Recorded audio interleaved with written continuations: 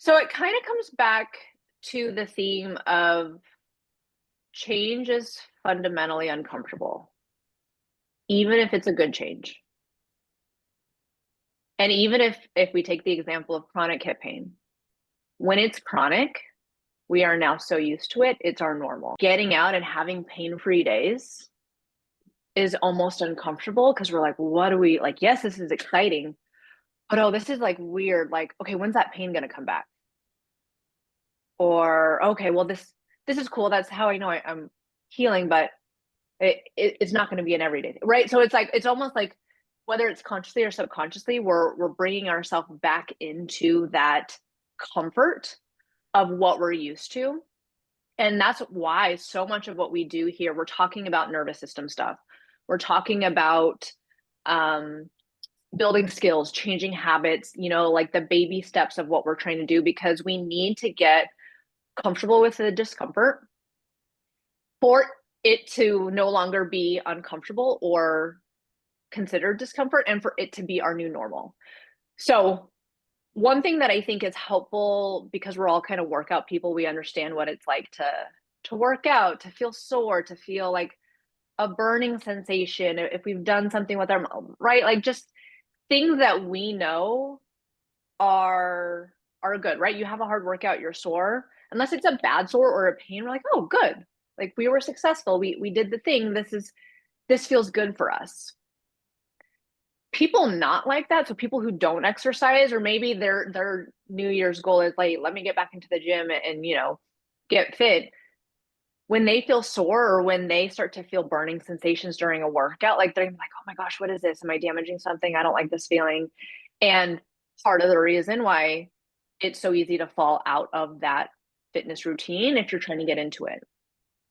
So if we think of the fact that we're all generally comfortable with physical activity, working hard, workout, sweating, hiking, breathing heavy, like those types of things where it's like, yeah, that could be perceived as uncomfortable for some people, but for us, we're okay with it.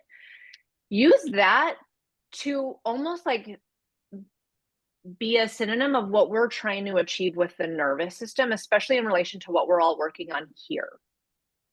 The exercises will come, we'll adapt, we'll modify. Some you'll never have to do again, some you're going to love for life. Like the exercise component for most people is typically the easier part of this program and of this healing, because it's more familiar and it's us physically doing something, and we like the doing to know that we're achieving or moving forward. When we're talking about distress tolerance, especially when we're talking about the nervous system, because of how important that is, we do need to recognize, for one, that the discomfort is going to be normal and part of the change process, even if it's something like breathing.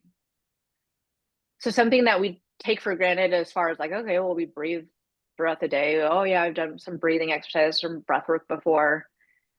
If you tried to maybe do a meditation or a guided breath work, or some of the other things that maybe are in the bonus resources or that we might give to you from a nervous system regulation aspect, a lot of people have discomfort with that, in the sense of like, oh, this is weird. I don't know what I'm doing.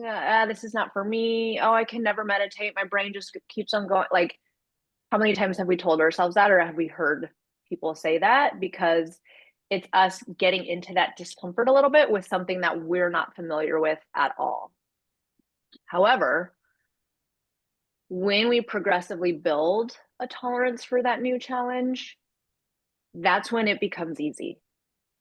But if you can just give yourself, even not like a full meditation or a full breath work or a full whatever it is for your nervous system, like a somatic thing, if you can just give yourself a little bit of a baby step of it, but do that consistently and encourage yourself to do just a little bit more every time so that you're getting a little bit more into that discomfort, that's really where that true growth happens, and those deeper connections or even rewiring start to occur, so that we can do more with it in general, from a pain standpoint, from a function standpoint.